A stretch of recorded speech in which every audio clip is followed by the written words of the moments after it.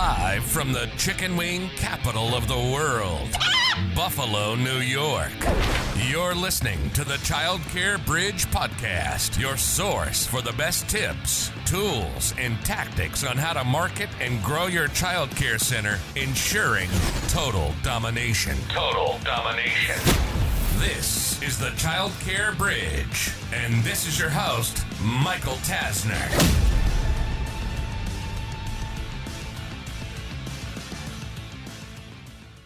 What is the most important number to you and your business?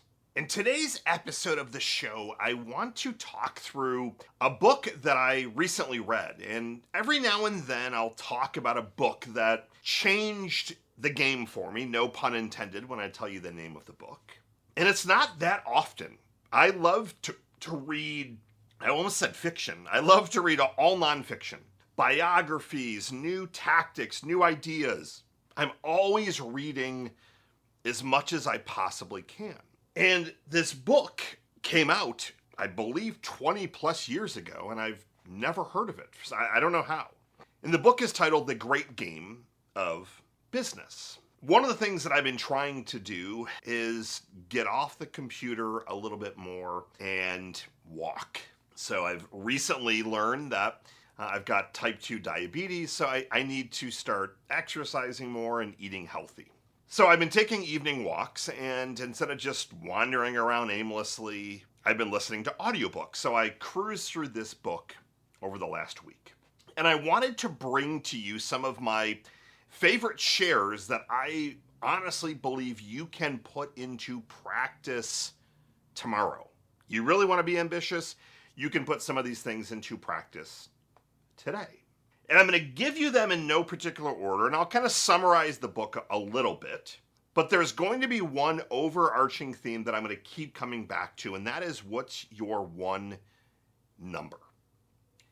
So out of everything in this book, the thing that stuck out the most to me is, if you could pick one number to look at every single day, one number that you were laser focused in on, what would that number be?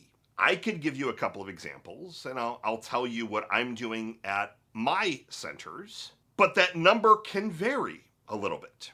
And it's going to vary based on your goals at the time, but ideally this is not a number that should be changing on a completely frequent basis.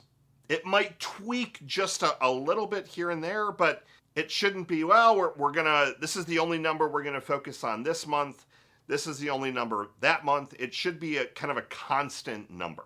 So for me, I like to look at every single day how many FTE, full-time equivalent families, students do I have enrolled across all my locations. That number I can plot and I can see it's going up and down. Now, what I love about that number is, yes, there are other metrics that we're going to talk through in just a minute, but what I love about that number is that can tell me the whole story. I don't need to look at leads and tours, cash collected, if I'm only looking at this one metric. Are we going to look at more? Yes, but if I were to only look at one, what would that be? Maybe you're in the place where every single tour is mission critical, and you want to laser in on how many tours are booked, how many tours are booked. Maybe your number is focusing on a certain age group, and you want to know exactly how many families are enrolled at this age, because you know that based on your numbers and your location, certain things happen with this particular age group. If you get them in as an infant and then they stay, how does that transpire? So the numbers can vary. If you were to tell me we're maxed out, full capacity, we're crushing it on marketing, we're busting at the seams, we're trying to open more locations, but the only number that I care about every single day for the last 6 months is number of applicants at our hiring pool, because we can't hire fast enough. So the number could vary, but I need you to pick one. What is the one number, the one North Star that if that number is plotting in the right direction, you know that things are moving and that you could, if you wanted, you could take that day off. Great. FTE number, I'll just make a random number up, 1,000. Great, I know my capacity is 1,200, but everything above 700 were widely profitable, so the number's 1,000, great. I'll check into it tomorrow. Well, geez, 970, well, man, we lost 30, like you can get that pulse. The other thing that I love about what this book taught was all about openly and honestly sharing these numbers across your business. I've never done this. I've shared some of the numbers, but I've often shielded some of them. And I'll tell you why, at least what I thought was the right reason.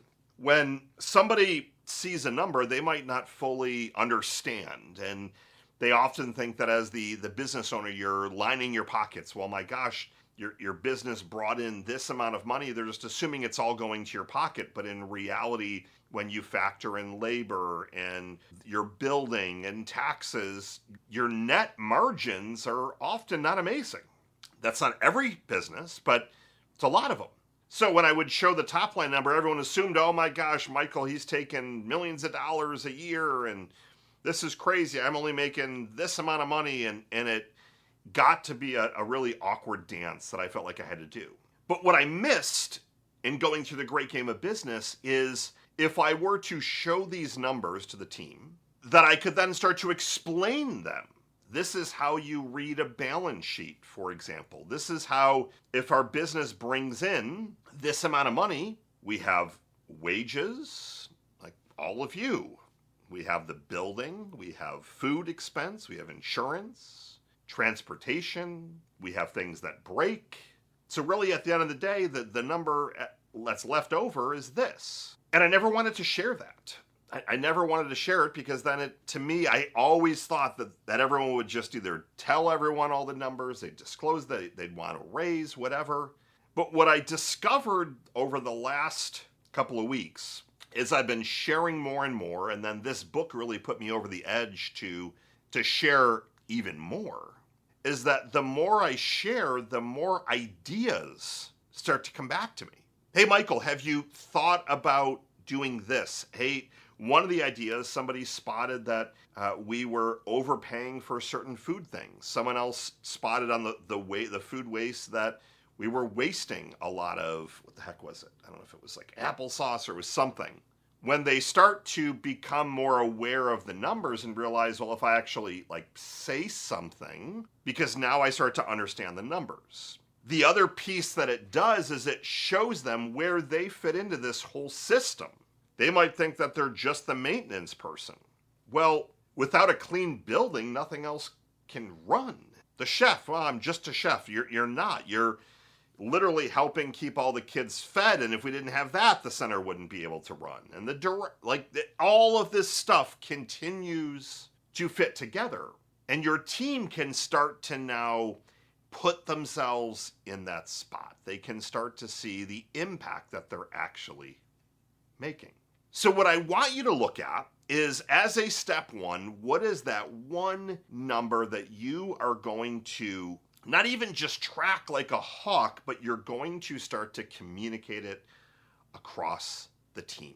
What is that number? That to me is step one. Step two is the agreement around you showing it to the team. And what does this mean?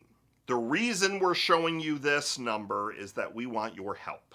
And this is where I want you to have a carrot. So if you want to see the numbers improve and they can see where they fit into the picture, I want a carrot. How can you then help them achieve a certain reward, a certain prize, and or more money? Right now, across the boards, the number one thing that people want is money. They want more money. As things get more and more expensive, that is the main factor as of right now.